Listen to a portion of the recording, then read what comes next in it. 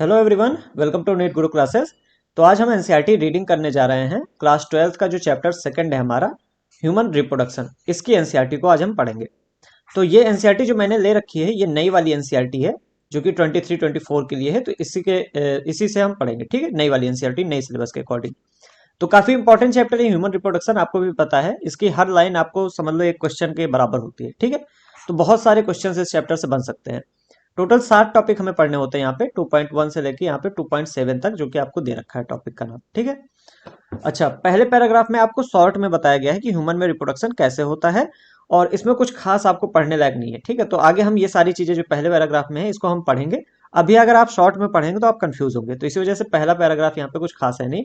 बस इतना याद रखना कि ह्यूमन जो है ये सेक्सुअली रिप्रोडक्शन ऑर्गेनिज्म है, जो कि आपको पता है। हम सेक्सुअल रिप्रोडक्शन के थ्रू जो बच्चे होता है उसको जन्म देते हैं।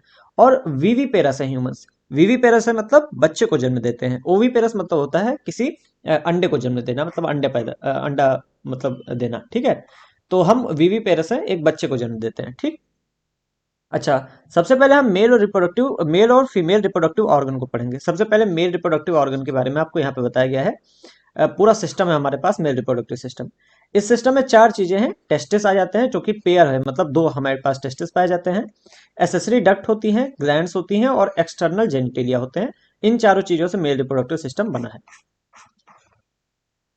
जो टेस्टिस होते हैं, सबसे पहले हम टेस्टिस के बारे में पढ़ रहे हैं ना। 4 चीजें हैं, उसमें से पहले हम टेस्टिस के बारे में पढ़ रहे हैं।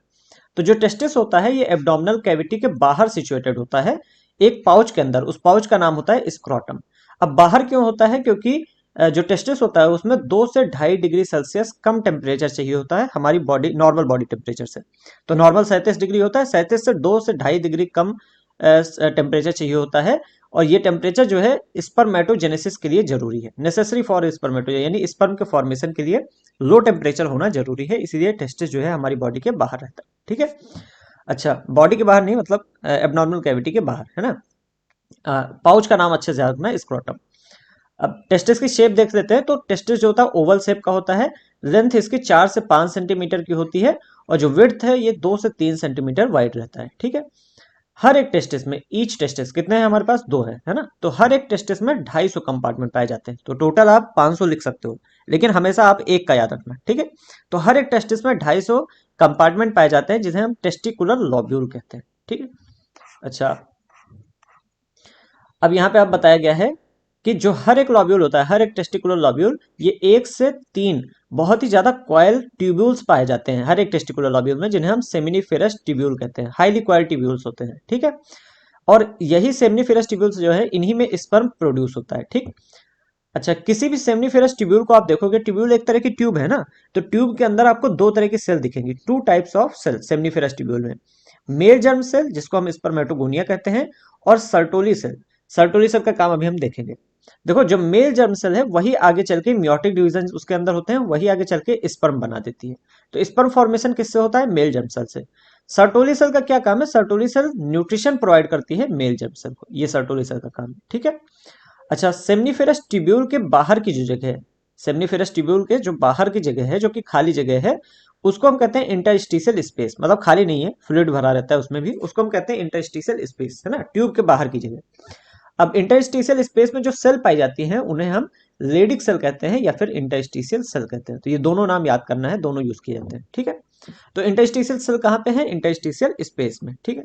अब काम क्या है लेडिक सेल्स का? इसी को लेडिक सेल्स कहते हैं, इंटरस्टिशियल सेल या लेडिक सेल आप दोनों कह सकते हो। तो लेडिक सेल का काम क्या है? ये सिंथेसाइज करते हैं और सिक्रिएट करते हैं, यानी बनाते हैं और सिक्रिएट करते हैं टेस्टिकुलर हार्मोन्स को, जिन्हें हम एंड्रोजन कहते हैं। जैसे आपने पढ़ा टेस्टोस्टेरॉन, टेस्टोस्टेरॉन एक तरह का एंड्रोजन होता है। तो टेस्टोस्टेरॉन जो है, यानी कि एंड्रोजन, उसको कौन बनाता है? लेडिक सेल, ठीक है। अच्छा, अब आगे बढ़ने के पहले हम फिगर एक बार देखेंगे, क्योंकि फिगर जो है उसमें काफी चीजें थोड़ा समझने लायक है। देखो, ये एक, अगर पेनिस को, एक एक टेस्टिस को अगर आप देखो, थोड़ा सा इधर देखते हैं, है ना। ये एक टेस्टिस आपके सामने दिख रहा है। एक टेस्टिस में कितने जो है टेस्टिकुलर लॉब्यूल्स पाए जाते हैं? 200 से 250 टोटल, है ना। हर एक टेस्टिस में 250 टेस्टिकुलर लॉब्यूल होते हैं। और टेस्टिकुलर लॉब्यूल्स जो है ये आपको दिखाए गए हैं इस तरीके से। ये देखो, एक टेस्टिकुलर लॉब्यूल ये है, एक ये है, एक ये है, ये सारे के सारे टेस्टिकुलर लॉब्यूल हैं। ये 250 पाए जाते हैं, ठीक है। अब इन टेस्टिकुलर लॉब्यूल्स के अंदर ऐसे क्वाइलिंग होती है, क्वाइड क्वाइड वो होते हैं, ट्यूब्स होते हैं, जिन्हें हम सेमनीफेरस ट्यूब्यूल कहते हैं। और सेमनीफेरस ट्यूब्यूल के अंदर दो तरह की सेल पाई जाती है। तो सेमनीफेरस ट्यूब्यूल में स्पर्म जो है वो प्रोड्यूस होता है। स्पर्म कहाँ बना? सेमनीफेरस ट्यूब्यूल में। अब वो बाहर कैसे आएगा ये देखना। तो देखो, सबसे पहले स्पर्म बना सेमनीफेरस ट्यूब्यूल में, ठीक है। और वो बाहर आएगा तो वो बेसिकली टेस्टिकुलर लॉब्यूल में आ गया, ठीक है। तो टेस्टिकुलर, भाई सेमनीफेरस ट्यूब्यूल किसके अंदर है? टेस्टिकुलर लॉब्यूल के अंदर ना। तो स्पर्म बना ट्यूब्यूल के अंदर, बाहर आया तो लॉब्यूल के अंदर पहुंच गया। अब बाहर आने के बाद ये इस जगह पे आ जाता है। कलर चेंज करते हैं, जिससे आप दिखेगा, है ना। इस जगह पे आ जाता है, जिसे हम कहते हैं रेटे टेस्टिस में। तो जब स्पर्म बाहर आया टेस्टिकुलर लॉब्यूल से, तो पहुंचा रेटे टेस्टिस में। रेटे टेस्टिस के बाद यहाँ पे आपको छोटी छोटी इस तरह की नस के टाइप के स्ट्रक्चर दिखा रखे हैं, पाइप के तरह के स्ट्रक्चर्स, है ना। पाइप के तरह के स्ट्रक्चर दिखा रखे हैं। ये जो पाइप तरह के स्ट्रक्चर हैं, ये है वास एफरेंसिया। तो रेटे टेस्टिस में स्पर्म था, अब वास एफरेंसिया में आएगा। वास एफरेंसिया के बाद एपिडिडाइमस में आएगा।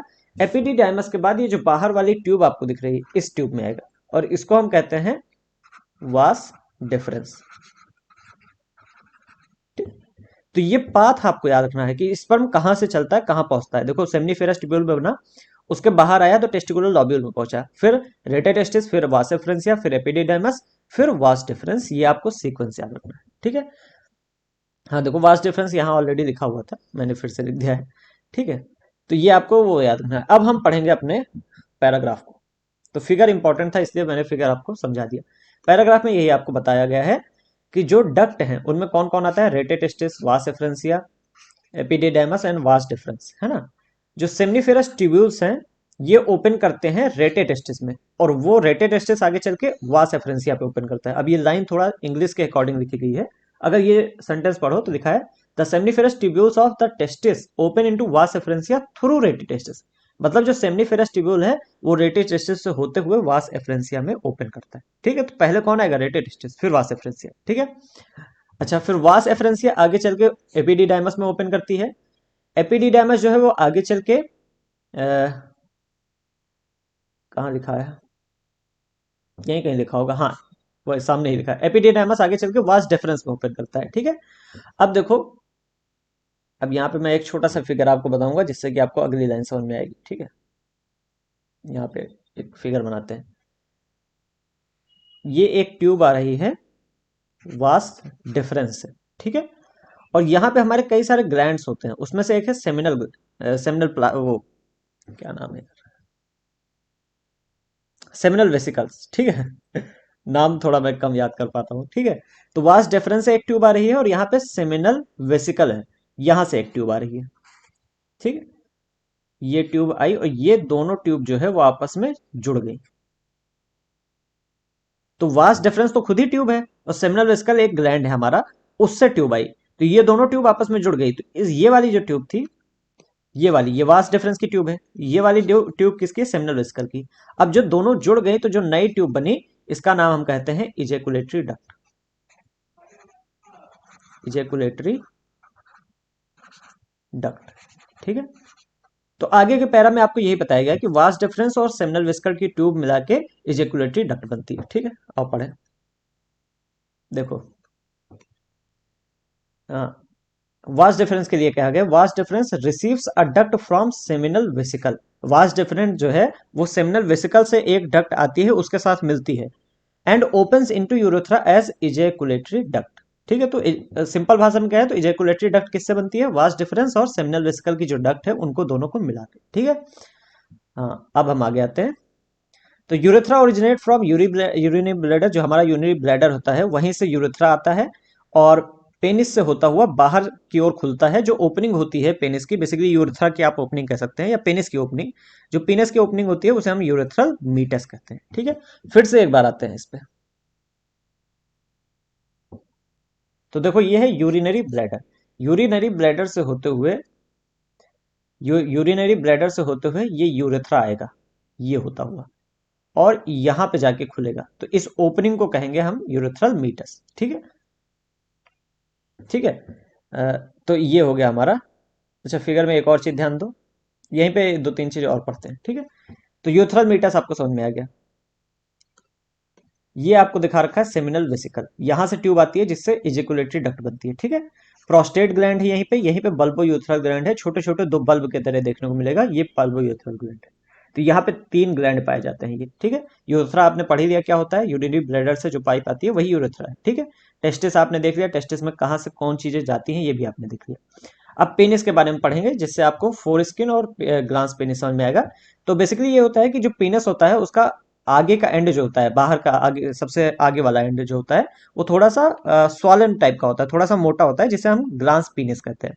अच्छा, ग्लांस पेनिस पे जो स्किन होती है उसको हम कहते हैं फोर स्किन। ये स्किन एडजस्टेबल होती है, ये थोड़ा एडजस्ट हो सकती है, ठीक है। तो ग्लांस पेनिस पे जो बेसिकली स्किन होती है उसी को हम फोर स्किन कहते हैं।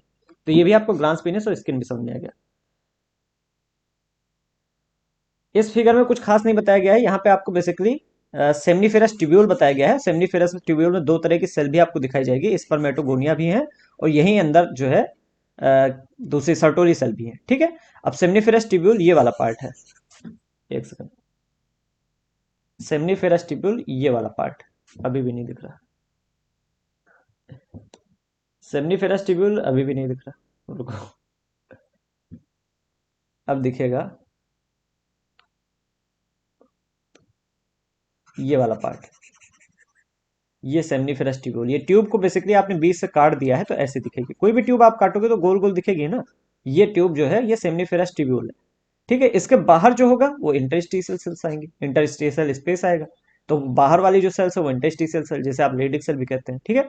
अंदर आपको दो तरह की सेल दिखेंगी, एक तो ये जो दिख रहे हैं जो कि आपको स्पर्मेटोगोनिया बताया गया है, ऐसा ट्रायंगल तरह बना दे रहे हैं। ये वाली सेल क्या हो जाएगी, ये सर्टोली सेल होगी। तो सर्टोली सेल का क्या काम है, जो स्पर्मेटोगोनिया है इन्हीं को न्यूट्रिशन प्रोवाइड करती है सर्टोली सेल, ठीक है। तो यहाँ पे ये फिगर है, ये कुछ खास मतलब कुछ खास इंपॉर्टेंट तो है, मतलब कुछ खास नया नहीं है, ठीक है, वही पुरानी चीज है। आगे बढ़ते हैं। पीनस जो होता है ये मेल एक्सटर्नल जेनिटेलिया है ना।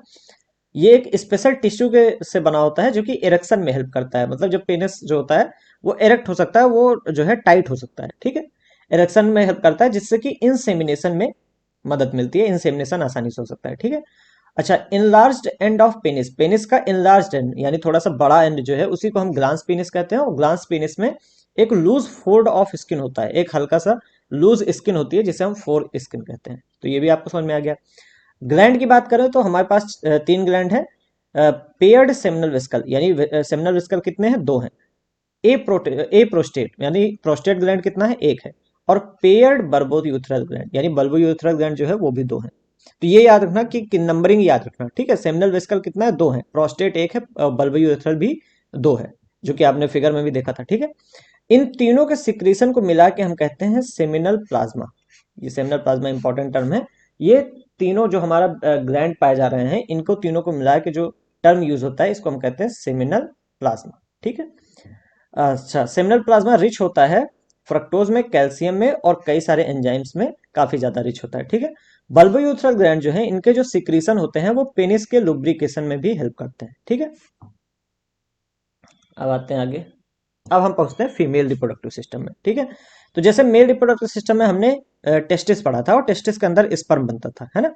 यहाँ पे टेस्टिस की जगह पे ओवरी है और ओवरी के अंदर यहाँ पे एग बनेगा। तो हमारे जो स्पर्म है वो उसमें बनते हैं, सॉरी, टेस्टिस में बनते हैं, और जो एग है फीमेल्स में वो ओवरीज में बनता है, ठीक है।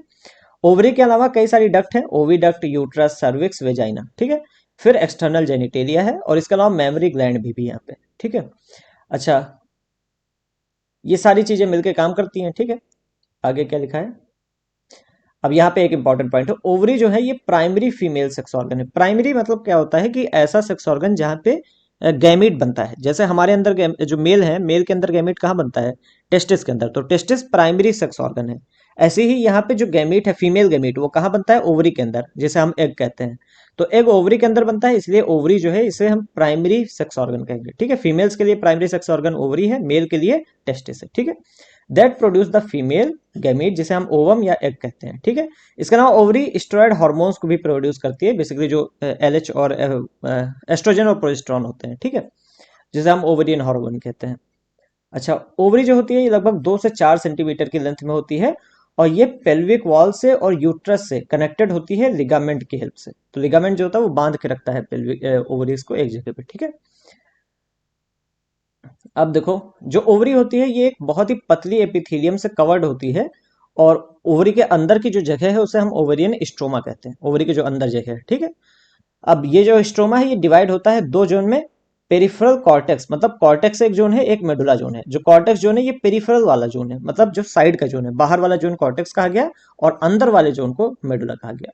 तो अगर ओवरी यहाँ पे हम एक बार बना के देखें, मान लेते हैं कुछ इस तरीके से देखने में होती है, ये ओवरी है, ठीक है। तो इसमें जो बाहर का जोन होगा, ऐसे डिवाइड कर देते हैं दो पार्ट में। अब ये बाहर वाला जोन होगा, इसको हम कहेंगे पेरिफेरल वाला, है ना। ये पेरिफेरल जोन है जिसको हमने डैश डैश कर दिया रेड कलर से, ये पेरिफेरल जोन है, ये कॉर्टेक्स है, ठीक है। और अंदर वाला जो जोन है ये हमारा मेडुला है, ठीक है। आगे बढ़ते हैं। अब ये फिगर अभी हम थोड़ा पढ़ेंगे तब समझ में आएगा, ठीक है।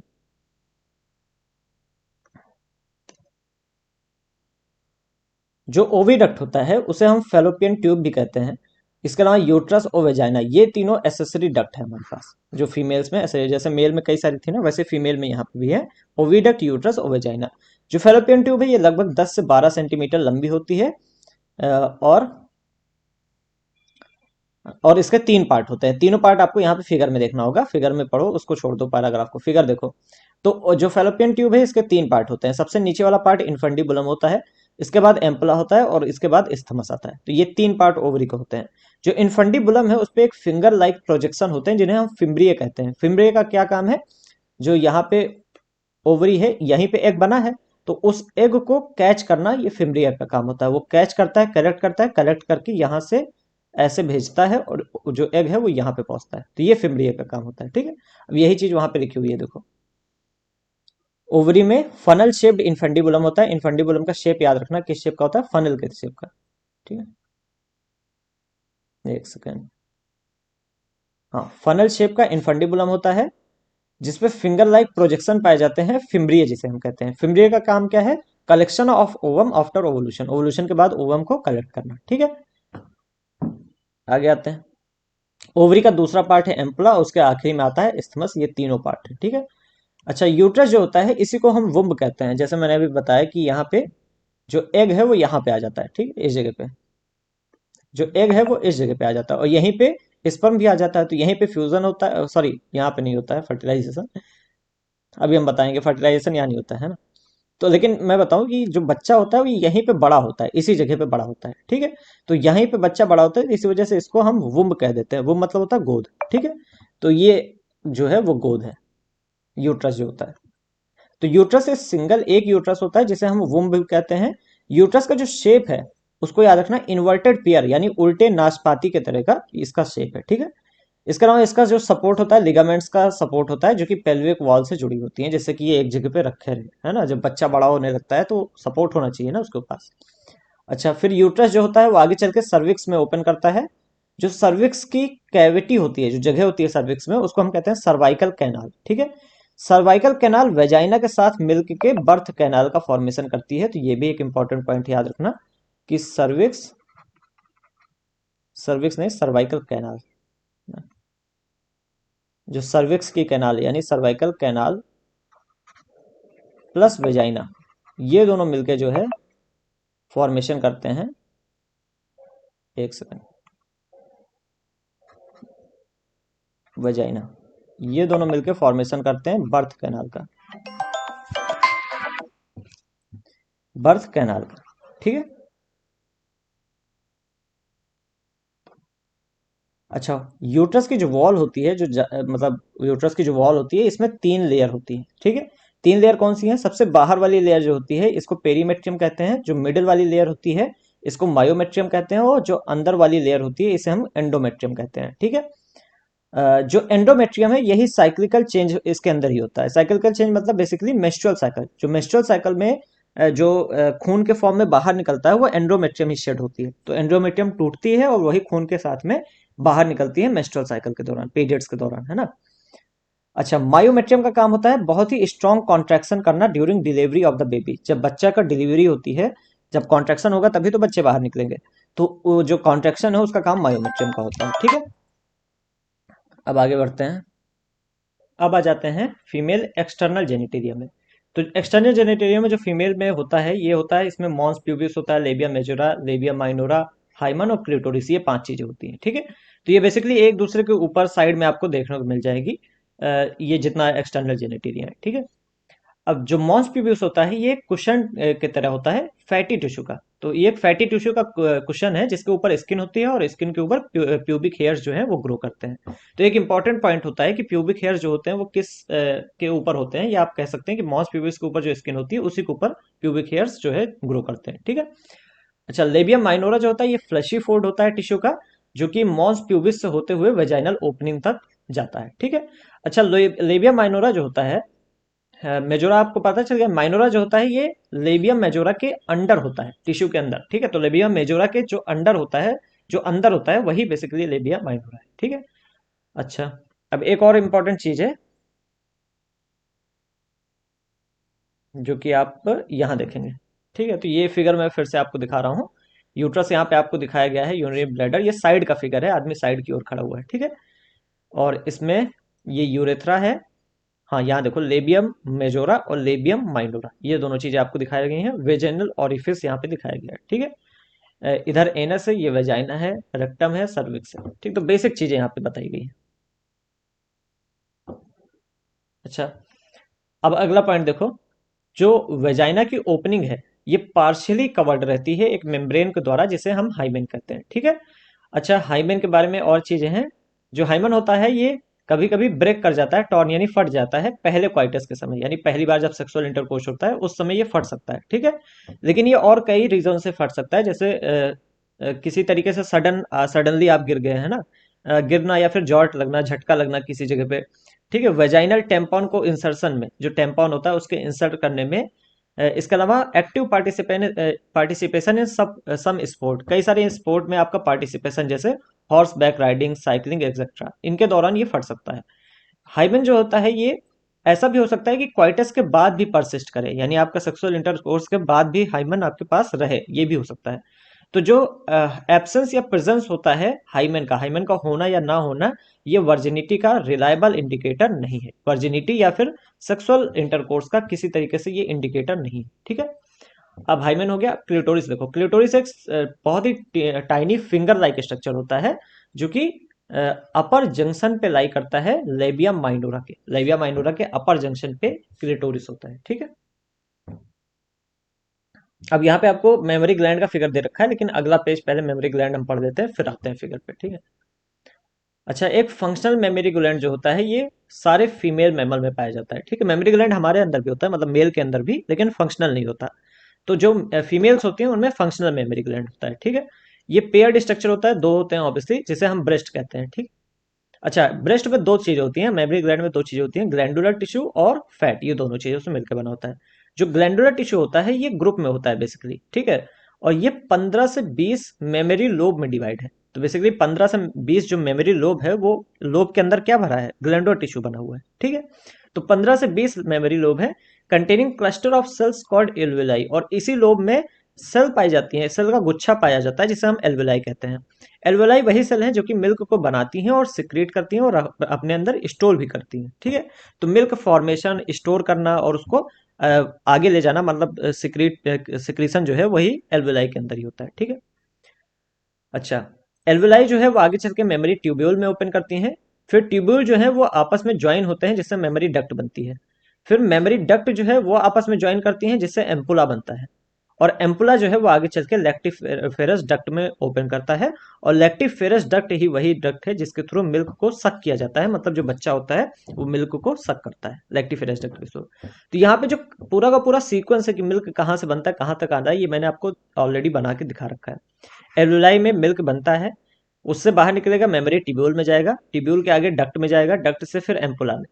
अच्छा, आप मेमोरी एम्पुला लिखें या एम्पुला लिखें, कोई फर्क नहीं पड़ता यहाँ पे, ठीक है। एम्पुला अगर लिखा है तो मेमोरी एम्पुला ही है, ठीक है, तो उसमें परेशान ना होना। एम्पुला खुलेगा लैक्टिफेरस डक्ट में, और वहीं से बच्चे को जो है बच्चा मिल्क को सक करता है। और बच्चा सिक एक्चुअली निपल पे करता है ना, निपल जो पार्ट होता है जिसपे बच्चा सक करता है, जिससे कि जो है दूध जो है वो बेबी के पास तक आ जाता है।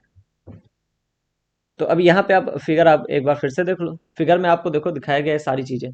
फैट आपको देखो साइड साइड में दिख रहे हैं, इस साइड भी, इस साइड में, बीच में भी फैट है, ठीक है।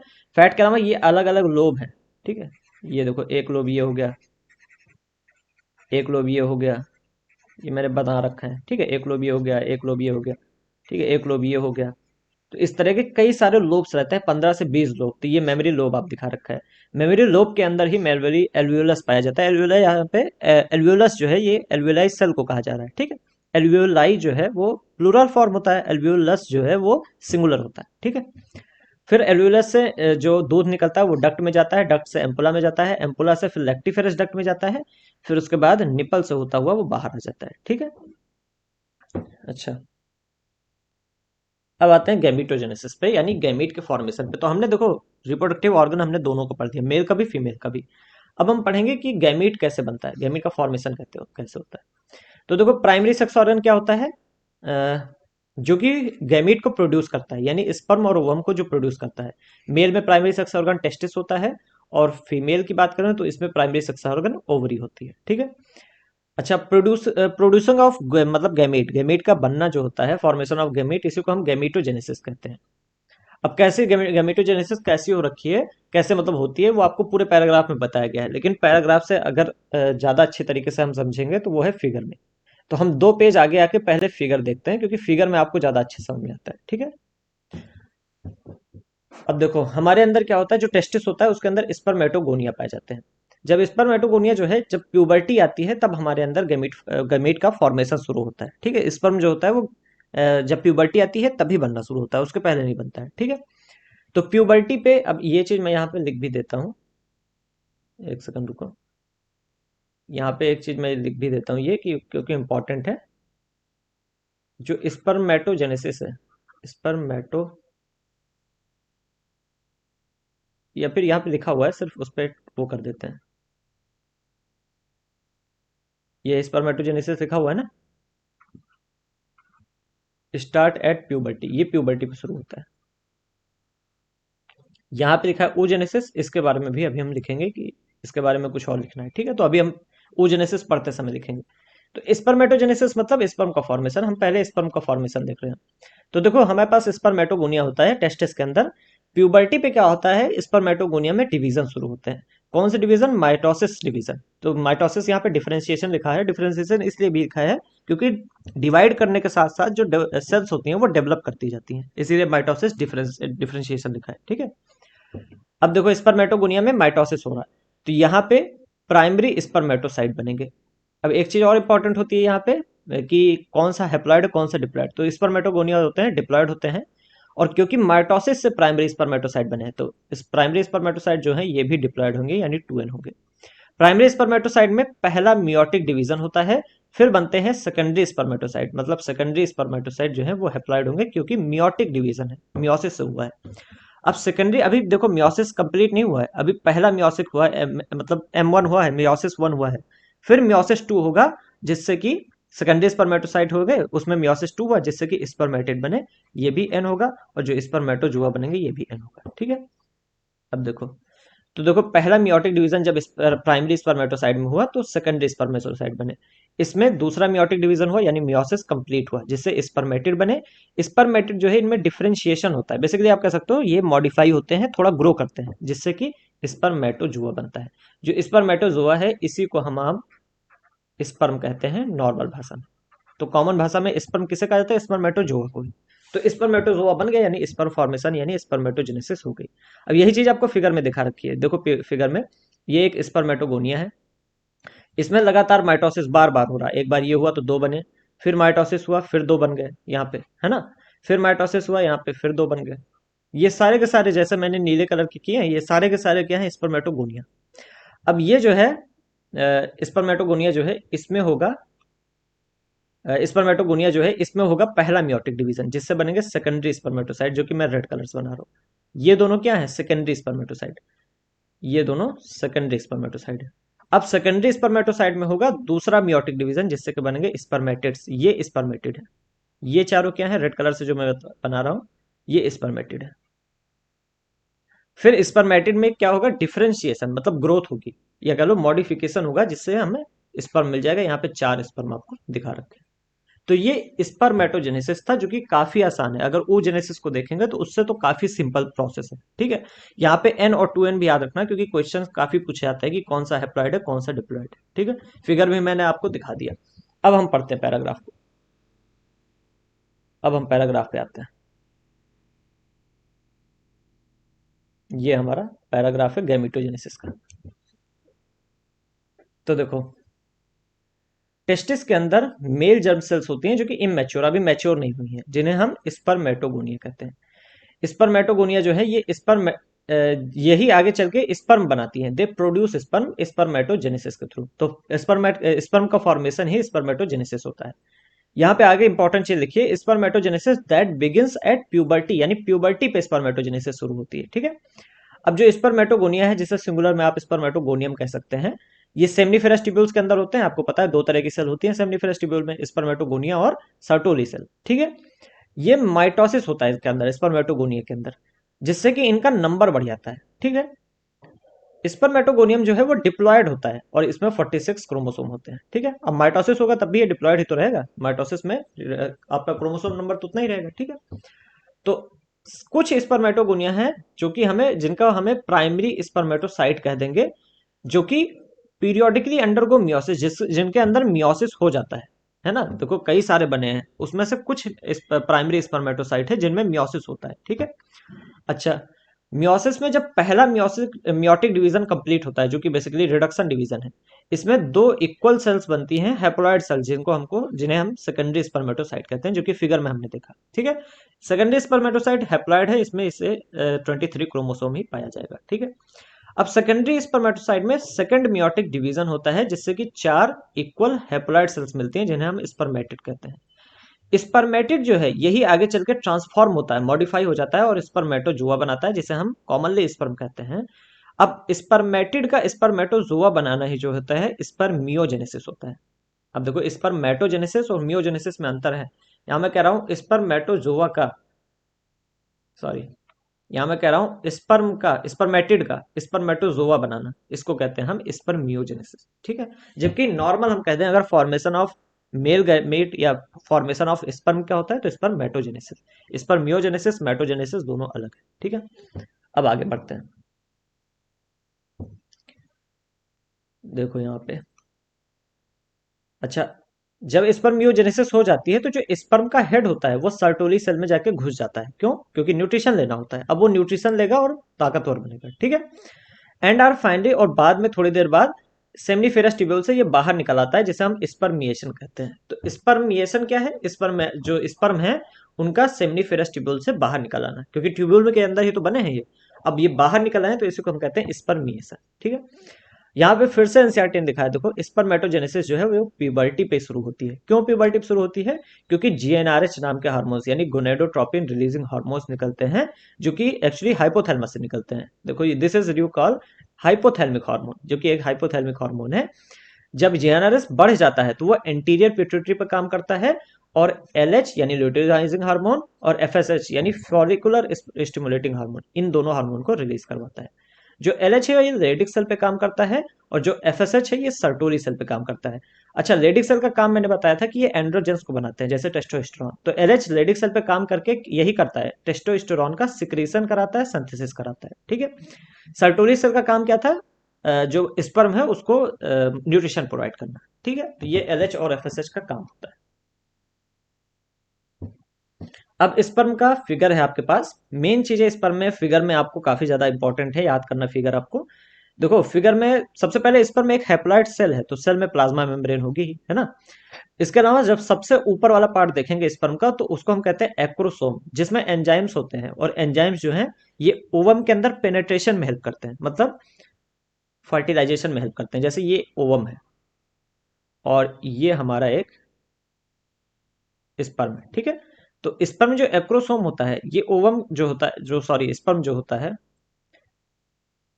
ये जो स्पर्म है इसका ओवम के अंदर घुस जाना, इसी को हम फर्टिलाइजेशन कहते हैं, ठीक है। तो आप समझ में आ गया फर्टिलाइजेशन क्या होता है। स्पर्म का ओवम के अंदर घुस जाना, फ्यूज हो जाना, इसी को फर्टिलाइजेशन कहते हैं। और घुसने में कौन हेल्प करता है? एक्रोसोम, क्योंकि एंजाइम्स होते हैं इसके पास, ठीक है। अच्छा, एक्रोसोम के बाद अगर हम दूसरा पार्ट देखें तो नेक होता है, नेक के बाद मिडिल पीस होता है, मिडिल पीस के बाद टेल होता है। जो मिडिल पीस होता है इसमें कई सारे माइटोकॉन्ड्रिया होते हैं जो कि स्विमिंग में जो एग सॉरी जो स्पर्म होता है उसको स्विमिंग करनी होती है ना, स्विमिंग करके ही वो पहुंचता है उसके पास तक। तो स्विमिंग में हेल्प करते हैं, एनर्जी सोर्स की तरह काम करते हैं, एनर्जी चाहिए होती है, ठीक है। तो अच्छा, यहाँ पे हेड में आपको आपको एक्रोसोम दिखाया गया है, इसके अलावा आपको न्यूक्लियस दिखाया गया है जिसमें क्रोमोसोम है, ठीक है। अब देखो यहाँ पे स्ट्रक्चर वो पढ़ते हैं पैराग्राफ। तो जो स्पर्म होता है इसमें हेड होता है, नेक होता है, मिडिल पीस होती है और टेल होता है, चार पार्ट मेन होते हैं, ठीक है। जो स्पर्म होता है इसका जो हेड होता है उसमें एक इलोंगेटेड हेप्लॉइड न्यूक्लियस पाया जाता है, ठीक है। आपको दिख रहा है कि लंबा लंबा न्यूक्लियस है, ठीक है। तो एलोंगेटेड लंबा मतलब न्यूक्लियस पाया जाता है। एंटीरियर पोर्शन जो हेड का होता है ये कैप के तरह के स्ट्रक्चर से कवर होता है जिसे एक्रोसोम कहते हैं। एक्रोसोम जो है ये एंजाइम से भरा हुआ होता है जो कि फर्टिलाइजेशन में हेल्प करता है। मिडिल पीस में माइटोकॉन्ड्रिया होते हैं, कई सारे, न्यूमरस मतलब कई सारे माइटोकॉन्ड्रिया होते हैं जो कि एनर्जी के लिए काम में आते हैं, फर्टिलाइजेशन के समय, स्विमिंग के लिए, ठीक है। एक नॉर्मली ह्यूमन जो होता है वो 200 से 300 मिलियन स्पर्म निकालता है एक क्वाइटस के दौरान, यानी एक इजेकुलेशन के दौरान, ठीक है। अब नॉर्मल फर्टिलिटी के लिए, अगर अच्छी फर्टिलिटी चाहिए तो उसके लिए इन 200 से 300 मिलियन में से 60% स्पर्म जो होते हैं इनमें नॉर्मल शेप और साइज होना चाहिए, और 40% स्पर्म जो होते हैं इनमें बहुत ही अच्छी विग्रस मोटिलिटी यानी बहुत ही ज्यादा मोटिलिटी होनी चाहिए। इनके अंदर विग्रस मतलब बहुत अच्छी मोटिलिटी होनी चाहिए, मोटिलिटी मतलब मूव कर सके अच्छे से, एनर्जी बहुत होनी चाहिए इसके अंदर, ठीक है। जो स्पर्म होते हैं ये सेमनीफेरस ट्यूब्यूल से रिलीज होते हैं और एसेसरी डक्ट से होते हुए ट्रांसपोर्ट होते हैं। एसेसरी डक्ट आपको पता ही है ना। अच्छा, तो हमने देखो स्पर्म निकला है। अब स्पर्म जो है वो आगे चल के क्या करता है कि जो सेमाइनल प्लाज्मा है इसके साथ स्पर्म मिल जाता है और उसको हम कहते हैं सीमेन। तो जब इजेकुलेशन होता है तो जो हमारी बॉडी से निकलता है वो एक्चुअली सीमन होता है जिसमें स्पर्म और सेमिनल प्लाज्मा है। सेमिनल प्लाज्मा क्या है, जितने भी हमारे डक्ट थे, है ना, प्रोस्टेट ग्लैंड हो गया, सॉरी डक्ट नहीं ग्लैंड थे, प्रोस्टेट ग्लैंड हो गया, बल्बोयूथरल ग्लैंड हो गया, इन सबकी जो सिक्रेशन था उसी को हम सेमिनल प्लाज्मा कह रहे थे। सेमिनल प्लाज्मा स्पर्म मिलके सीमेन बनाते हैं, ठीक है। और सीमेन जो है वही बॉडी के बाहर निकलता है। अब आगे आते हैं। हाँ, अब यहाँ पे oogenesis शुरू हो गया, तो इस पर हमने बना लिया। अब मतलब एग को बनाने की प्रोसेस देखते हैं। तो formation of mature female gamete जो है इसी को हम oogenesis कहते हैं, ठीक है। और ये काफी ज्यादा अलग होता है स्पर्मेटोजेनेसिस से। जो oogenesis होता है ये एम्ब्रियोनिक स्टेज में डेवलपमेंट, एम्ब्रियोनिक स्टेज में ही शुरू हो जाता है, तो ये इंपॉर्टेंट पॉइंट है। अब हम आते हैं फिर से अपने फिगर पे, ठीक है। तो यहाँ पे देखो मैंने लिखा हुआ है oogenesis, इसके जस्ट आगे हम लिखते हैं स्टार्ट्स एट एम्ब्रियोनिक स्टेज। इसको थोड़ा सा हम अलग लिखते हैं ना, इरेज करते हैं और यहाँ पे लिखते हैं जिससे कि आपको पता रहे कि किस जगह की बात हो रही है। यहाँ पे लिखते हैं oogenesis starts at embryonic stage, embryo के ही स्टेज में स्टार्ट हो जाती है, ठीक है। एम्ब्रियोनिक स्टेज में ही ये शुरू हो जाती है oogenesis, ठीक है। अब थोड़ा सा फिगर समझो तो आपको पता चलेगा। तो देखो, एक एक मिनट, कलर चेंज करते हैं जरा। हाँ, ये कलर शायद दिखेगा इस पे, है ना, ग्रीन कलर दिख रहा है, हाँ से। तो देखो फीटल लाइफ, फीटल मतलब फीटस की स्टेज यानी एम्ब्रियो की स्टेज में होता है, oogenesis शुरू हो जाता है। तो जैसे मेल के अंदर स्पर्मेटोगोनिया थे, फीमेल के अंदर oogonia होता है। oogonia में माइटोसिस डिफरेंशिएशन होता है जिससे प्राइमरी oocyte बनता है, ठीक है। अब किसी एक प्राइमरी oocyte को इन्होंने ले लिया, ये जो मैं ग्रीन कलर से कर रहा हूँ ये एक प्राइमरी oocyte है, ठीक है, ये एक प्राइमरी oocyte है। इसमें पहला मियोटिक डिवीजन होगा जिससे कि हमें पास दो सेल बनेगी। ये फर्स्ट पोलर बॉडी है और ये है सेकेंडरी oocyte। तो पहला मियोटिक डिवीजन में ऑब्वियसली दो सेल बनती है ना, लेकिन आप देखो यहाँ पे दोनों सेल जो है वो इक्वल नहीं है। जैसे हम स्पर्मेटोजेनेसिस में यहाँ पे देखो दोनों सेल बन रही थी, इक्वल बन रही थी। यहाँ पे एक सेल बहुत ही छोटी सी है जिसे हम कहते हैं पोलर बॉडी, और ये पहली है तो ये इसीलिए फर्स्ट पोलर बॉडी। दूसरी सेल को हम सेकेंडरी oocyte कहते हैं। अब सेकेंडरी oocyte में दोबारा मियोटिक M2 होगा, है ना, मियोसिस टू होगा, M2 होगा। मियोसिस टू से बनेगा ओवम, और ओवम के अलावा यहाँ पे भी ऑब्वियसली मियोसिस हो रहा है, फिर भी दो सेल बनेगी ना। एक ये बनती है छोटी सी सेल जिसे हम सेकंड पोलर बॉडी कहते हैं, और एक बड़ी सी सेल जिसे हम ओवम कहते हैं। तो यहाँ पे देखो जो डिवीजन हो रहा है उसमें सेल्स जो है वो इक्वल टाइप की नहीं बन रही है, एक बहुत ही छोटी बन रही है, एक बड़ी सी बन रही है। और यहाँ पे आप देख सकते हैं फीटल लाइफ में ही शुरू हो गया है, ठीक है। तो यहाँ पे आपको अलग अलग स्टेज दिखाई गई है कि बर्थ में है, चाइल्डहुड में है, प्यूबर्टी में है। तो ये चीजें जो है बर्थ, चाइल्डहुड, प्यूबर्टी, ये क्यों लिखा हुआ है, ये अभी हम पैरा में पढ़ेंगे, वो पैरा में समझ में आएगा, ठीक है। एक इंपॉर्टेंट चीज यहाँ पे लिखी हुई है कि जो पहला मियोटिक डिवीजन होता है, ये ओवोल्यूशन के पहले, पीरियड टू ओवोल्यूशन, ओवोल्यूशन के होने के पहले ही कंप्लीट हो जाता है पहला मियोटिक डिवीजन, ठीक है। अब हम पढ़ते हैं। तो ये आपको पता चल गया है ना, oogenesis एम्ब्रियोनिक स्टेज में शुरू होती है। अब आगे देखो क्या लिखा, when a couple of million mother, million gamete mother cell यानी oogonia, a couple of million मतलब होता है 2 million, 2 million oogonia are formed within each ovary, हर एक ओवरी में 2 मिलियन oogonia बने हैं, ठीक है। तो ये किस स्टेज की बात हो रही है, एम्ब्रियो की स्टेज में, ये ध्यान दो, एम्ब्रियो की स्टेज में 2 मिलियन पर ओवरी, हर ओवरी में 2 मिलियन oogonia बने हुए हैं, ठीक है। एक सेकेंड, एम्ब्रियोनिक स्टेज में शुरू हो रही है, और एम्ब्रियोनिक स्टेज में ही 2 मिलियन बने हुए हैं ईच ओवरी में, देखो अ कपल ऑफ मिलियन मतलब 2 मिलियन बने हुए हैं हर एक ओवरी में, ठीक है। No more oogonia are formed and added after birth, अब बर्थ के बाद किसी भी तरह का कोई oogonia नहीं बनेगा, तो जितना बनना था वो बन चुका, एम्ब्रियो स्टेज में 2 मिलियन oogonia बने, वही फाइनल है, उससे ज्यादा oogonia नहीं हो सकते, ठीक है।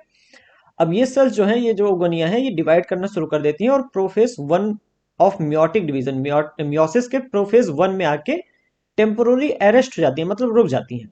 मतलब ये जो 2 मिलियन oogonia है, ये सारे डिवाइड करना शुरू करते हैं और गेट अरेस्टेड, या कह लो स्टॉप हो जाती है division, get arrested at prophase one. Prophase one जो होता है मियोसिस में, आपको पता है ना, prophase one, prophase two, prophase से देखिए मतलब हर एक का दो होता है ना, वन और to.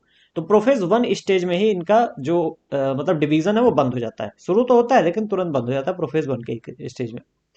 Eight stage called primary oocyte, और इसी स्टेज में जो हमें सेल्स दिखती हैं उसी को हम प्राइमरी oocyte कहते हैं, ठीक है। अब हर प्राइमरी oocyte जो है वो कुछ लेयर से सराउंड हो जाएगी, जो कि ग्रेनुलोसा सेल की लेयर होती हैं जिन्हें, और उसको हम कह देंगे प्राइमरी फॉलिकल, तो उसे हम प्राइमरी फॉलिकल कह देंगे, ठीक है। अब कई सारे large number of this follicle degenerate, कई सारे फॉलिकल जो है वो डीजनरेट कर जाते हैं, खत्म हो जाते हैं during the phase from birth to puberty, birth से लेके प्यूबर्टी तक टाइम में ये फॉलिकल्स धीमे धीमे खत्म होने लगते हैं। अच्छा, अब प्यूबर्टी की बात करते हैं। प्यूबर्टी पे केवल 60 से 80 थाउजेंड प्राइमरी फॉलिकल्स बचते हैं हर एक ओवरी में। तो समझ लो प्राइमरी फॉलिकल प्यूबर्टी पे कितने बचे, 60 से 80 हजार प्राइमरी फॉलिकल बचे ईच ओवरी, हर एक ओवरी में। टोटल बने कितने थे देखो, 2 मिलियन ईच ओवरी में बने थे। 2 मिलियन में से प्यूबर्टी आते आते 60 से 80 हजार कुल बचे हैं, ठीक है। अच्छा, अब ये जो बचे हुए हैं इनमें कुछ और लेयर्स ऐड होंगी ग्रेनुलर सेल की, पहले भी ऐड हुई थी और लेयर ऐड होगी, और एक न्यू थीका, एक नई चादर ऐड हो जाएगी बेसिकली, जिस और इसे हम कहने लगेंगे सेकेंडरी फॉलिकल। तो प्राइमरी फॉलिकल अब सेकेंडरी फॉलिकल में चेंज हो गया, ठीक है। फिर सेकेंडरी फॉलिकल जो है वो चेंज हो जाता है टर्शरी फॉलिकल में, और टर्शरी फॉलिकल में एक कैविटी होती है, फ्लूइड फिल्ड कैविटी, जिसे हम एंट्रम कहते हैं। तो एंट्रम किसमें है, टर्शरी फॉलिकल में, ठीक है। जो थीका लेयर है ये दो लेयर में, दो मतलब कह लो शीथ में अरेंज होती है। अंदर जो है थिनर, जो इनर वाली लेयर होती है उसे हम थीका इंटरना कहते हैं, जो आउटर वाली लेयर होती है इसे थीका एक्सटर्ना कहते हैं, ठीक है। अच्छा, अब यहाँ पे एक चीज और लिखा है, it is at this stage, इस स्टेज पे आते हैं, यानी टर्शरी फॉलिकल की स्टेज पे आने में प्राइमरी oocyte जो था वो टर्शियल with in the tertiary follicle, जो टर्शरी फॉलिकल के अंदर है, इस साइज में ग्रो करता है और पहला मियोटिक डिवीजन कंप्लीट होता है। तो ये जो पहला मियोटिक डिवीजन हमारा रुक गया था प्रोफेज वन में ही, ये आगे चल के कब कंप्लीट होगा, कंप्लीट्स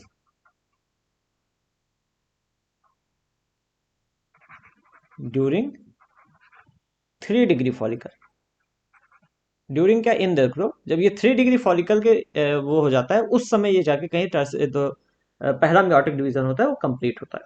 और मियोटिक डिवीजन यहाँ पे देखो अनइक्वल डिवीजन होता है, जहाँ पे एक बड़ी सी सेल बनती है जो कि हमारी सेकेंडरी oocyte है, और एक छोटी सी सेल बनती है जो कि पहली पोलर बॉडी होती है, जो कि आपने फिगर में भी देखा है ना। इसलिए मैं कह रहा हूँ फिगर समझना बहुत ज्यादा आसान है, फिगर से आपको आसानी से चीजें समझ में आ जाती हैं। अब यहाँ पे देखो एक क्वेश्चन पूछा गया है कि जो पहली पोलर बॉडी है वो आगे फिर से डिवाइड करेगी, डिवाइड फर्दर मतलब आगे फिर डिवाइड करेगी या डीजनरेट हो जाएगी। तो एनसीईआरटी ने खुद ही इसका आंसर दिया है कि इस समय पे हमें नहीं पता, वी आर नॉट सर्टेन, जो फर्स्ट पोलर बॉडी बनी है उसका आगे क्या होगा ये हमें नहीं पता है, ठीक है। अब जो टर्शरी फॉलिकल है ये और ग्रो करता है और ग्राफियन फॉलिकल बना देता है, जो कि मैच्योर लेवल है, ठीक है। तो सबसे मैच्योर लेवल यहाँ पे ग्राफियन फॉलिकल आ जाता है, ठीक। अब जो सेकेंडरी oocyte है ये एक नई मेम्ब्रेन बनाती है, फॉर्म्स अ न्यू मेम्ब्रेन, जिसे हम जोना पेलुसिडा कहते हैं, जो कि सेकेंडरी oocyte के आसपास रहती है, ठीक है। अच्छा, ग्राफियन फॉलिकल जब रप्चर करता है यानी फट जाता है तो उससे सेकेंडरी oocyte निकलता है, ठीक है। और इसी को हम ओवम कह देते हैं।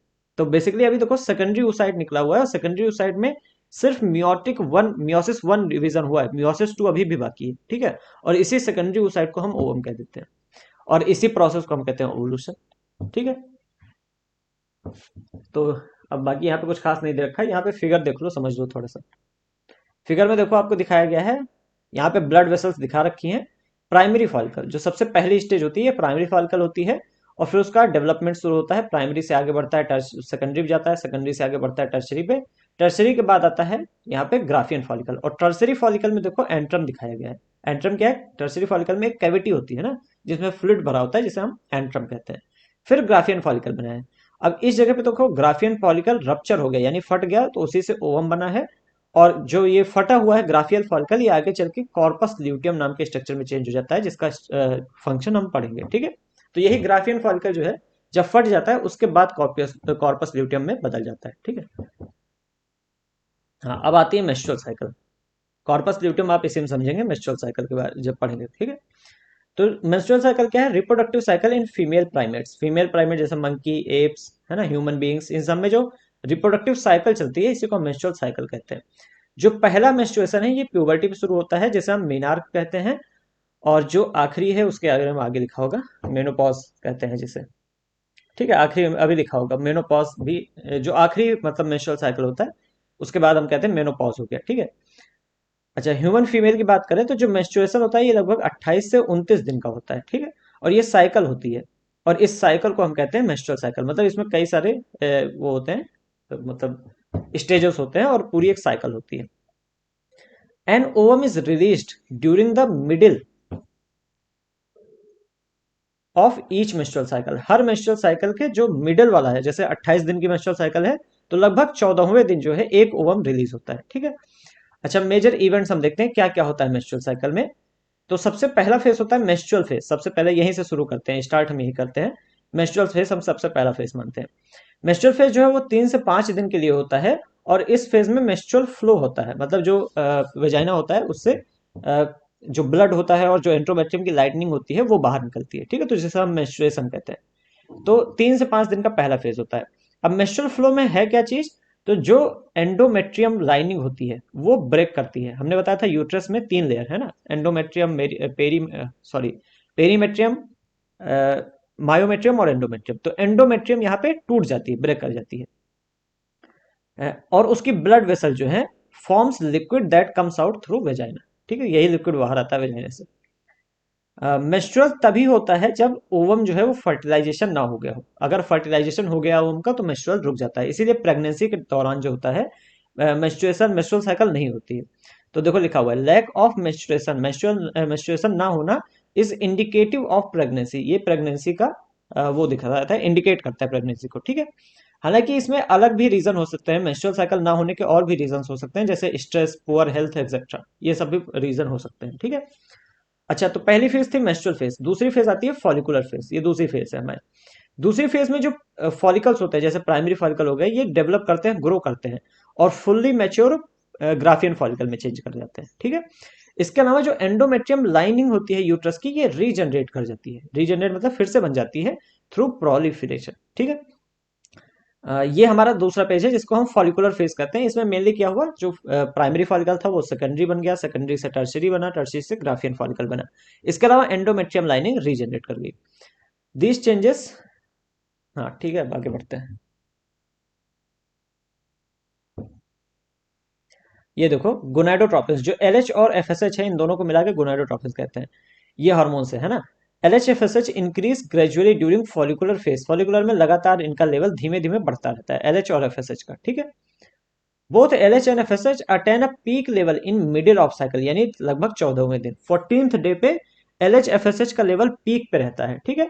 अच्छा, rapid secretion of LH, LH का अचानक से बढ़ जाना जिसे हम एलएच सर्ज कहते हैं, यही जब एलएच सर्ज होता है उसी समय रप्चर होता है ग्राफियन फॉलिकल का, यानी कि ओवम रिलीज हो जाता है जिसे हम ओवुलेशन कहते हैं। तो ओवुलेशन का कारण, एक इंपॉर्टेंट कारण होता है एलएच का सर्ज करना, मतलब ल्यूटिनाइजिंग हार्मोन अचानक से बढ़ना, ठीक है। अच्छा, फिर उसके बाद ओवुलेटरी फेज, जिसको जो जब ओवुलेशन हुआ तो उसे हमको ओवुलेटरी फेज कह देते हैं, है ना। तीसरी फेज ये आ गई। तो मेंस्ट्रुएशन फेज और फॉलिकुलर फेज, ओवुलेटरी फेज। चौथी फेज होती है ल्यूटियल फेज, ल्यूटियल फेज हम पढ़ेंगे। जो रिमेनिंग पार्ट है ग्राफियन फॉलिकल का, वो बदल जाता है कॉर्पस ल्यूटियम में। मैंने बताया था ग्राफियन फॉलिकल जो है वही आगे चल के कॉर्पस ल्यूटियम बना देता है। जो कॉर्पस ल्यूटियम है ये बहुत ही ज्यादा अमाउंट में प्रोजेस्टेरॉन सिक्रेट करता है, जो कि एंडोमेट्रियम की लाइनिंग को मेंटेन किए रहता है, बनाए रखता है, ठीक है। और एंडोमेट्रियम की लाइनिंग जरूरी है इम्प्लांटेशन के लिए। इम्प्लांटेशन मतलब अभी हम पढ़ेंगे इम्प्लांटेशन क्या होता है, ठीक है। और फर्टिलाइज्ड ओवम, बेसिकली जो फर्टिलाइजेशन हो जाता है ओवम का, तो वो आके एंडोमेट्रियम लाइन के ऊपर ही बैठता है, या कह लो आप वहीं पे चिपक जाता है, उसी को हम इम्प्लांटेशन कहते हैं, ठीक है। ड्यूरिंग प्रेगनेंसी, प्रेगनेंसी के समय जितनी भी मेंस्ट्रुअल साइकिल की स्टेजेस है वो सारी रुक जाती हैं और कोई मेंस्ट्रुएशन नहीं होता। इसके अलावा अगर फर्टिलाइजेशन नहीं हुआ तो कॉर्पस ल्यूटियम फिर से डीजनरेट कर जाता है, खत्म हो जाता है वो भी, ठीक है। अगर देखो कॉर्पस ल्यूटियम जो था वही मेंटेन कर रहा था किसको, एंडोमेट्रियम की लाइनिंग को। कॉर्पस ल्यूटियम मेंटेन कर रहा था, अब कॉर्पस ल्यूटियम डीजनरेट कर गया यानी खत्म कर गया, तो एंडोमेट्रियम की लाइनिंग अब जो है वो फिर से ब्रेक करने लगी गई और नई साइकिल शुरू हो जाएगी, ठीक है। तो डिसइंटीग्रेशन ऑफ एंडोमेट्रियम, एंडोमेट्रियम की जो वो है लेयर है वो फिर से डिसइंटीग्रेट होगी, यानी टूटेगी और उससे फिर से नई साइकिल चली जाएगी, ठीक है। ह्यूमन बींग्स की बात करें तो जो मेंस्ट्रुअल साइकिल है ये लगभग 50 साल की एज तक होती है। 50 साल में के बाद ये बंद हो जाती है मेंस्ट्रुअल साइकिल, और इसी को हम कहते हैं मेनोपॉज, ठीक है। ठीक है,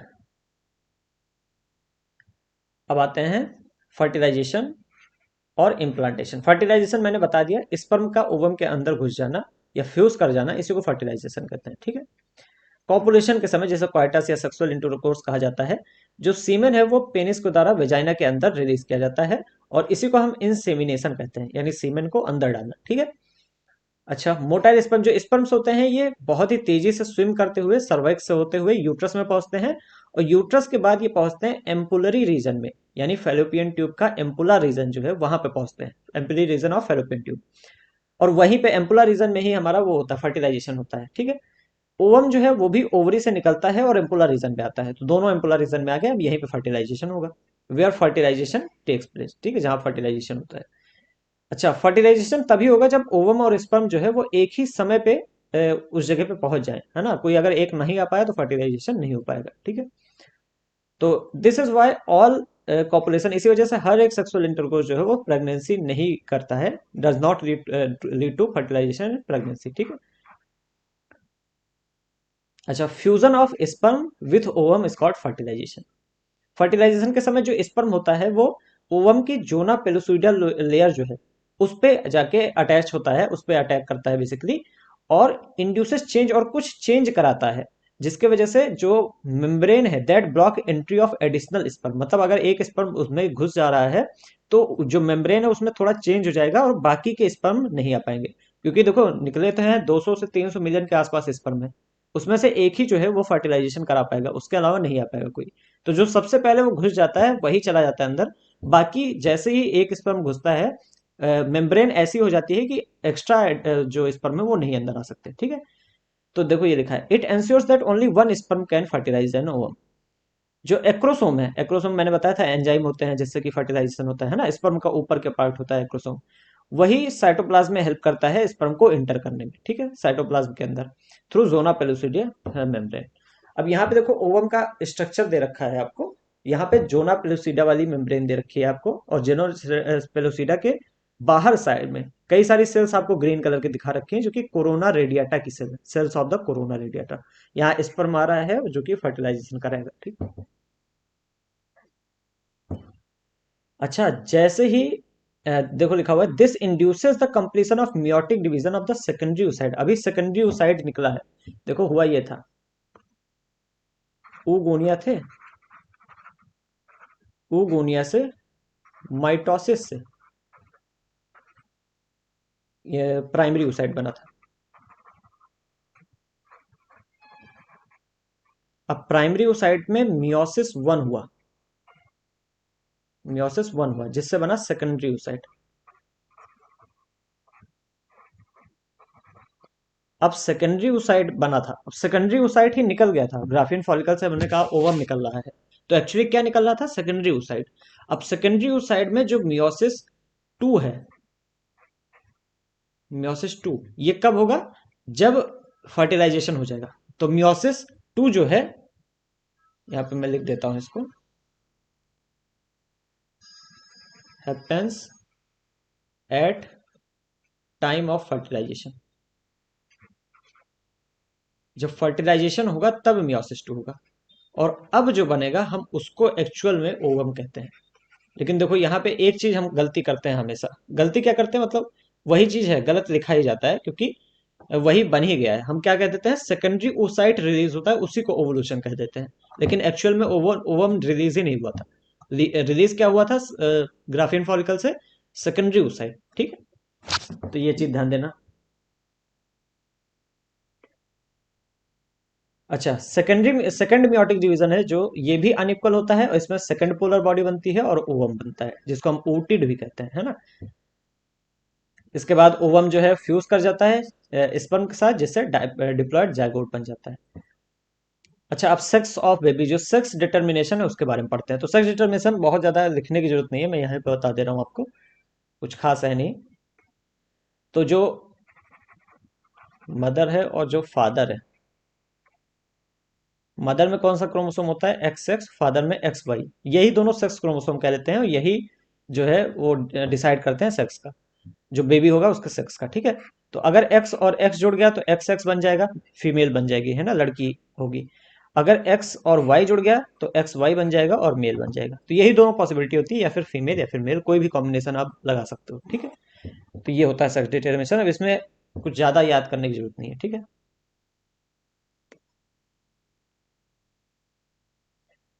अच्छा, यहाँ पे एक और चीज बताया गया है एनसीईआरटी ने, कि scientifically it is correct to say that sex of the baby is determined by the father and not mother. इसका क्या मतलब होता है, कि जो सेक्स है बेबी का वो एक्चुअली फादर के द्वारा डिसाइड किया जाता है। क्यों, क्योंकि देखो फादर जो मदर है वो तो सिर्फ एक्स क्रोमोसोम देगी, है ना, उसको कोई फर्क नहीं पड़ता फादर से कौन आ रहा है, वो सिर्फ एक्स देगी अपना।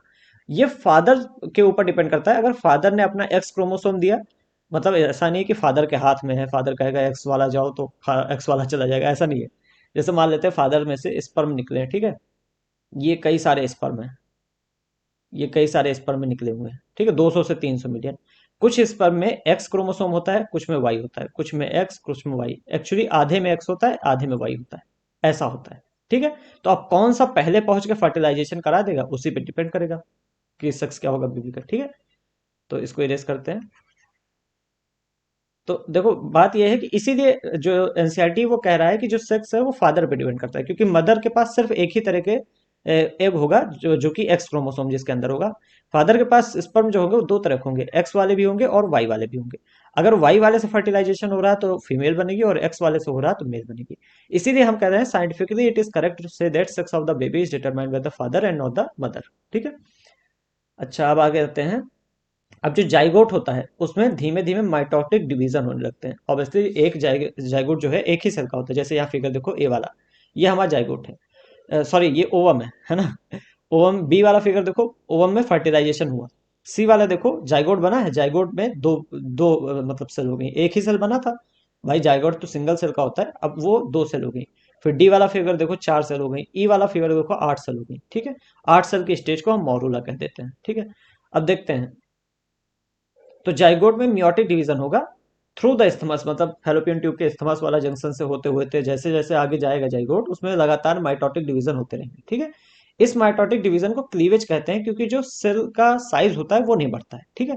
देखो एक तरीका ये होता है माइटोसिस में, ये एक सेल थी, ये डिवाइड हो गई और ये दो सेल बन गई, ठीक है। लेकिन जो जाइगोट में डिवीजन होता है वो कुछ इस तरीके से, ये एक सेल है, ये डिवाइड हो गई और इस तरीके से एक सेल ये बन गई और एक सेल ये बन गई, मतलब आधे पर से डिवीजन हो गया। अभी भी देखो जाइगोट, ओवरऑल जाइगोट का साइज जो है उतना ही बराबर है। तो इसको हम कहते हैं क्लीवेज हो रहा है, ठीक है। तो क्लीवेज होता रहता है डाइकोट में, है। और क्लीवेज की वजह से 2, 4, 8, 16 सेल की डॉटर सेल्स बनती हैं जिन्हें हम ब्लास्टोमेयर कहते हैं, ठीक है। ऐसा एम्ब्रियो जिसमें 8 से 16 ब्लास्टोमेयर होते हैं, उन्हें हम मॉरूला कहते हैं। तो ये बेसिकली जो मॉरूला लिखा है यहाँ पे, वो 8 से 16 के ब्लास्टोमेयर को कहा जाता है, ठीक है। तो यहाँ पे 8 ब्लास्टोमेयर है ना, गिनो, 1, 2, 3, 4, 5, 6, 7, 8, 8 ब्लास्टोमेयर, ठीक है।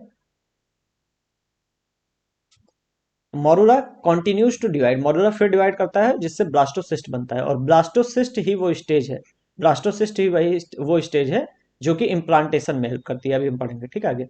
तो जो ब्लास्टोसिस्ट है, इसमें दो लेयर बन जाती हैं, दो तरह की सेल बन जाती हैं, ट्रोफोब्लास्ट और इनर सेल मास। जो ट्रोफोब्लास्ट है ये बाहर वाली लेयर होती है जिसे हम ट्रोफोब्लास्ट कहते हैं, जो अंदर वाली सेल्स होती हैं उन्हें हम इनर सेल मास कहते हैं, ठीक है। ट्रोफोब्लास्ट लेयर जो होती है ये एंडोमेट्रियम से अटैच हो जाती है, एंडोमेट्रियम से अटैच हो जाती है। और जो इनर सेल मास है ये डिफरेंशिएट होता है और एम्ब्रियो बनाता है। तो आप ये कह सकते हैं कुछ ऐसा रहता है सिस्टम। ये हमारा ब्लास्टोसिस्ट है, इसमें आप कह दो कि ये जो साइड साइड की सेल्स हैं, है ना, ये एक लेयर है, ये बाहर बाहर वाली जो सेल है ये एक लेयर है जिसे हम ट्रोफोब्लास्ट कह रहे हैं, ट्रोफोब्लास्ट। और अंदर जो है वो कई सारी सेल्स ऐसे अंदर हैं जिन्हें हम कह रहे हैं इनर सेल मास, ठीक है। अब यही इनर सेल मास जो है यही डिवाइड करके आगे चल के एम्ब्रियो बनाती है। और जो ट्रोफोब्लास्ट है इसके थ्रू इम्प्लांटेशन होता है, यही जाके एंडोमेट्रियम में अटैच होता है। जब ये एंडोमेट्रियम से जुड़ जाता है, अटैच हो जाता है, तो उसी को हम कहते हैं कि इम्प्लांटेशन हो गया, ठीक है। अच्छा, अटैचमेंट के बाद यूट्राइन जो सेल्स हैं वो काफी ज्यादा तेज से डिवाइड करती हैं और पूरा ब्लास्टोसिस्ट उसी के अंदर अटैच हो जाता है, उसी के अंदर हो जाता है, बेसिकली यूट्रस की जो सेल है उसी के अंदर हो जाता है, ठीक है। फिर ब्लास्टोसिस्ट बिकम एम्बेडेड, मतलब धस जाता है एंडोमेट्रियम की लेयर में। दिस इज कॉल्ड इम्प्लांटेशन, समझे। तो एक्चुअली देखो, अगर मैं दिखा दूं एक बार अभी, हाँ देखो यहाँ पे दिखाया गया आपको, इस फिगर को देखो ध्यान से। देखो यहाँ पे ए फिगर जो है ये यहाँ पे आपको दिखाया गया है कि यहाँ पे एक वो है, ओवम है, ठीक है। बी फिगर जो है दिखाया गया है कि फर्टिलाइजेशन हो रहा है एम्पुला रीजन में, ठीक है। सी फिगर में वो हो रहे हैं, क्या कहते हैं उसे, क्लीवेज हो रहे हैं बार बार। फिर डी आया, फिर ई आया, फिर एफ आया, और फिर आया जी बस में। जी में देखो आपको सेल दो तरह की दिखेंगी, ठीक है। उतना क्लियर फिगर दिख नहीं रहा होगा क्योंकि एनसीईआरटी में भी फिगर उतना क्लियर नहीं है, ठीक है। तो जी में दो तरह के सेल हैं। इस साइड आपको जो है इनर सेल मास दिखा रखी है, और साइड साइड में ट्रोफोब्लास्ट दिखा रखा है। ट्रोफोब्लास्ट यहाँ पे जाके अटैच होता है जिससे कि इम्प्लांटेशन होता है। अब इम्प्लांटेशन में क्या होता है, ये लेयर जो है वो ऐसे पूरा का पूरा कवर कर लेती है, ये ये पूरा का पूरा क्या कर लेती है, कवर कर लेती है। तो देख रहे हो, इसके अंदर पूरा जो एंडोमेट्रियम लेयर है उसके अंदर चला गया, इसी को कहते हैं इम्प्लांटेशन ना। ये देखो ब्लास्टोसिस्ट का यहाँ पे फिगर दे रखा है। ये जो साइड की सेल्स हैं, जो बगल बगल सेल हैं, इसको आप ट्रोफोब्लास्ट कहेंगे, जो अंदर वाली सेल है इनको इनर सेल मास कहेंगे, ठीक है। अब प्रेगनेंसी पे आते हैं। तो प्रेगनेंसी पे हम पढ़ेंगे और एम्ब्रियो का डेवलपमेंट कैसे होता है ये चीजें पढ़ेंगे, ठीक है। तो देखो, इम्प्लांटेशन के बाद कुछ फिंगर के तरह के प्रोजेक्शन आते हैं ट्रोफोब्लास्ट के ऊपर। ट्रोफोब्लास्ट के ऊपर कुछ फिंगर लाइक प्रोजेक्शन आते हैं जिन्हें हम कोरियोनिक विलाई कहते हैं, ठीक है। जो कोरियोनिक विलाई है और यूट्राइन टिश्यू है, ये दोनों इंटरडिजिटेट हो जाता है, मतलब आपस में जुड़ जाता है। कोरियोनिक विलाई और यूट्रस का जो टिश्यू है ये दोनों आपस में जुड़ जाते हैं और एक स्ट्रक्चरल और फंक्शनल यूनिट बनाते हैं एम्ब्रियो यानी फीटस और मदर के अंदर, मदर के बीच में, जिसे हम प्लेसेंटा कहते हैं। तो प्लेसेंटा किसके द्वारा बना, यूट्रस के टिश्यू के और कोरियोनिक विलाई के आपस में जुड़ने की वजह से प्लेसेंटा बनी, ठीक है। प्लेसेंटा काफी काम है, जैसे सप्लाई ऑफ ऑक्सीजन, न्यूट्रिएंट्स, है ना। इसके अलावा removal of carbon dioxide, excretory of waste product, ये सारा काम प्लेसेंटा का है। प्लेसेंटा जो है वो एम्ब्रियो से कनेक्टेड होती है एक एक रस्सी के तरह के स्ट्रक्चर से, जिसे हम अम्बिलिकल कॉर्ड कहते हैं, जो कि ट्रांसपोर्ट ऑफ सब्सटेंसेस, सब्सटेंस के ट्रांसपोर्ट में हेल्प करता है एम्ब्रियो से बाहर और एम्ब्रियो के अंदर आने में, ठीक है। जो प्लेसेंटा है ये भी एक एंडोक्राइन टिश्यू की तरह काम करती है, मतलब ये कई सारे हार्मोन्स को भी सिक्रेट करती है। और यहाँ पे 4 हार्मोन आपको दे रखे हैं, जैसे HCG जिसको कहते हैं ह्यूमन कोरियोनिक गोनाडोट्रोफिन, इसके अलावा HPL जिसे कहते हैं ह्यूमन प्लेसेंटल लैक्टोजन, एस्ट्रोजन और प्रोजेस्ट्रॉन। ये सारे के सारे किससे सिक्रेट होते हैं? प्लेसेंटा के द्वारा सिक्रेट होते हैं, ठीक है। अच्छा, प्रेगनेंसी के लेटर फेज में मतलब आगे चलते हुए एक हार्मोन और रिलीज होता है जिसे हम रिलैक्सिन कहते हैं। रिलैक्सिन जो है वो एक्चुअली क्या करता है, आप समझ लो जगह चाहिए होती है ना बच्चे को डेवलप होने के लिए, तो उसका काम रिलैक्सिन रहता है, वो बेसिकली जगह को सही से बनाता है उस जगह। अच्छा, यहाँ एक और चीज दे रखी है, देखो। अब प्रेगनेंसी के समय कई ऐसे हार्मोन्स हैं जिनका लेवल जो है वो काफी ज्यादा बढ़ जाता है, जैसे एस्ट्रोजन, प्रोजेस्टेरॉन, है ना, cortisol, prolactin, thyroxine, increase several fold, मतलब कई गुना बढ़ जाता है मम्मी के अंदर, जो भी मदर है उसके अंदर, ठीक है। ये काफी ज्यादा जरूरी होता है इन हार्मोन का बढ़ना, क्योंकि फीटल ग्रोथ जो है उसको सपोर्ट करने के लिए, ठीक। अच्छा, इम्प्लांटेशन के जस्ट बाद जो इनर सेल मास है वो एम्ब्रियो या कह लो तो वो डिफरेंशिएट करता है, और उसमें तीन लेयर्स बन जाती हैं। आउटर लेयर जिसको एक्टोडर्म कहते हैं, और इनर लेयर जिसे एंडोडर्म कहते हैं। पहले दो लेयर ही बनती हैं, तीसरी लेयर बाद में आती है थोड़ी देर बाद, जिसे मेसोडर्म कहते हैं, ठीक है। बिटवीन एक्टोडर्म एंड एंडोडर्म, तो बेसिकली जो एम्ब्रियो उसके अंदर तीन लेयर बन जाती है, आप कह सकते हैं, ठीक है। दो पहले आ जाती है एक्टोडर्म एंडोडर्म, तीसरी वाली थोड़ी देर से आती है मेसोडर्म, ठीक है। ये जो लेयर्स हैं, यही लेयर्स सभी टिश्यू को या ऑर्गन्स को राइज करते हैं, मतलब गिव राइज, मतलब बनाते हैं। तो जितने भी ऑर्गन आपके अंदर है, जो टिश्यू है, वही ये तीन ही लेयर से आते हैं, ठीक है। तो अब जैसे आप कई बार पढ़ेंगे भी, जैसे क्या कहते हैं, जैसे हार्ट हो गया। हार्ट जो है वो मेसोडर्म वाली लेयर से जनरेट होता है ना, ओरिजिनेट होता है हार्ट। और इसके अलावा जो हमारी मसल्स हैं, ये भी मेसोडर्म वाली लेयर से आती हैं, ठीक है। तो जैसे इसी तरीके से हर एक लेयर का अपना अपना काम होता है।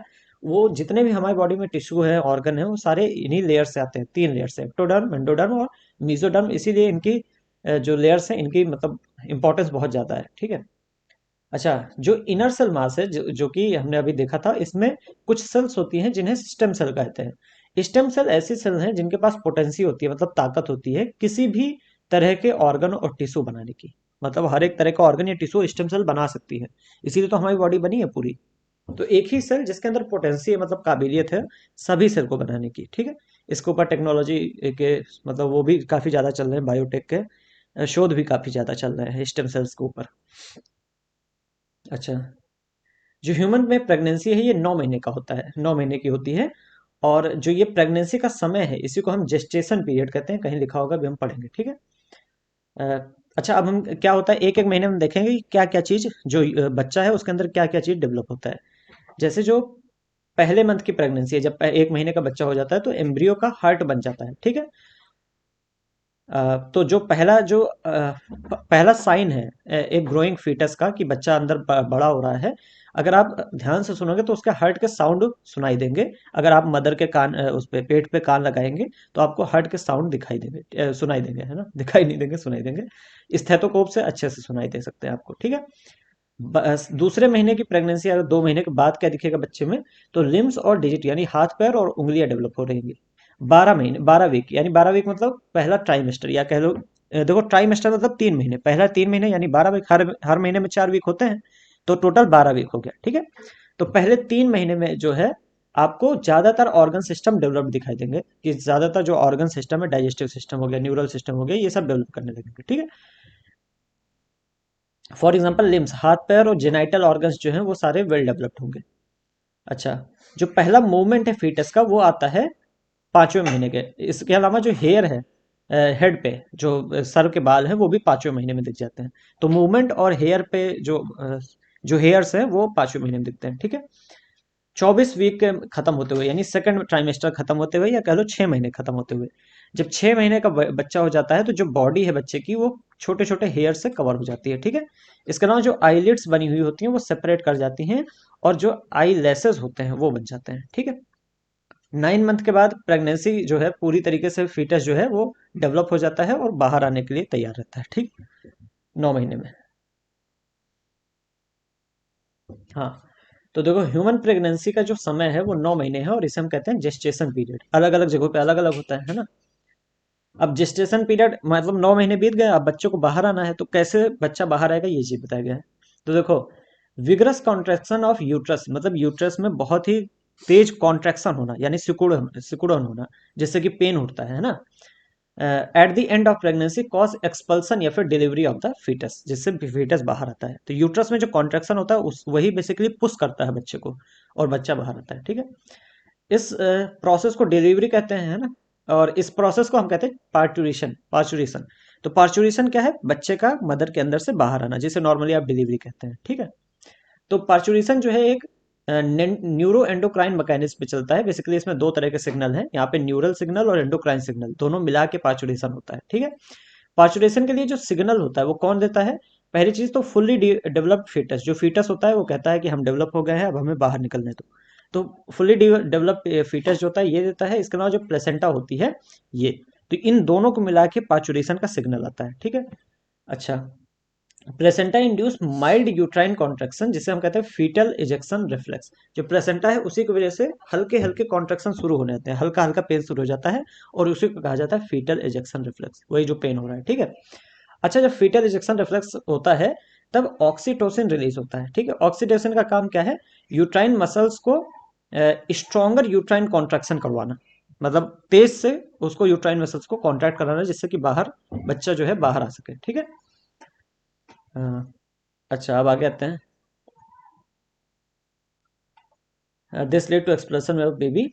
हाँ, बेबी कहाँ से आता है? बर्थ कैनाल से। मैंने बताया था बर्थ कैनाल कैसे बनती है, सर्वाइकल कैनाल और प्लस वेजाइना, इन दोनों को मिलाकर बर्थ कैनाल कहते हैं।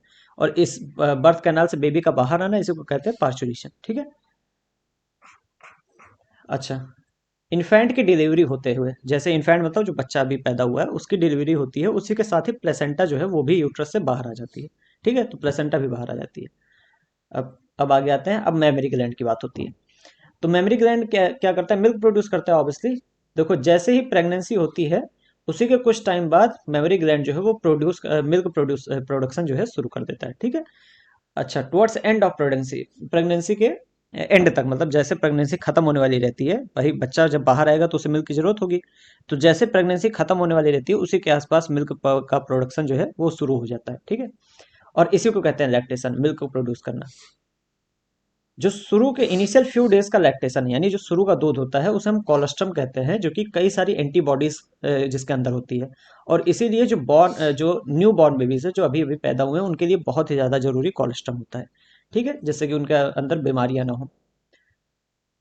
देखो, breast feeding during the initial period of infant growth is recommended by doctors by health for a bringing up a healthy baby, ठीक है। हाँ, तो यहीं पे हमारा चैप्टर खत्म होता है। फिर यहाँ पे आप समरी है, जिसमें कुछ खास एक्स्ट्रा, मतलब बहुत ज़्यादा एक्स्ट्रा नहीं दे रखा है, ठीक है। तो जो चीज़ें उसमें है चैप्टर में है वही समरी में दे रखा है। तो अगर आपका मन हो तो समरी पढ़ सकते हैं, नहीं तो आप समरी छोड़ सकते हैं। अगर कुछ एक्स्ट्रा होता है तो मैं उसका पॉइंट का टिक लगवा देता, लेकिन इसमें कुछ एक्स्ट्रा नहीं है, ठीक है। वही चीज़ें यहाँ पे दे रखी हैं जो उसमें थी, ठीक है। हाँ, आओ देखो फिल इन द ब्लैंक्स कर ही देते हैं, जब एक्सरसाइज एक दो सामने है तो। ह्यूमन जो है रिप्रोड्यूस करता है सेक्सुअली ऑब्वियसली, है ना। ह्यूमंस आर ओविपेरस, विविपेरस या ओवो विविपेरस। तो हम ह्यूमंस जो है वो विविपेरस होते हैं ऑब्वियसली। फर्टिलाइजेशन जो है ह्यूमंस में एक्सटर्नल या इंटरनल, इंटरनल है ना, बॉडी के अंदर फर्टिलाइजेशन एम्पुला रीजन में होता है, फीमेल के अंदर। तो इंटरनल फर्टिलाइजेशन है। मेल और फीमेल गैमीट ऑब्वियसली हेप्लॉइड होते हैं, गैमीट सेल्स जो होती हैं हेप्लॉइड होती है। जाइगोट कैसा होता है? डिप्लॉइड होता है, ठीक है। और भी हैं, और कर लेते हैं। Process of release of oven from mature follicle, follicle से ओवम का रिलीज होना क्या कहते हैं? Ovulation. Ovulation is induced by hormone, LH की वजह से होता है ना, एलएच सर्ज जब होता है उसी समय ओवुलेशन होता है। Fusion of male and female gamete fertilisation कहते हैं। बच्चों वाले क्वेश्चन है सब, है ना। अरे यार,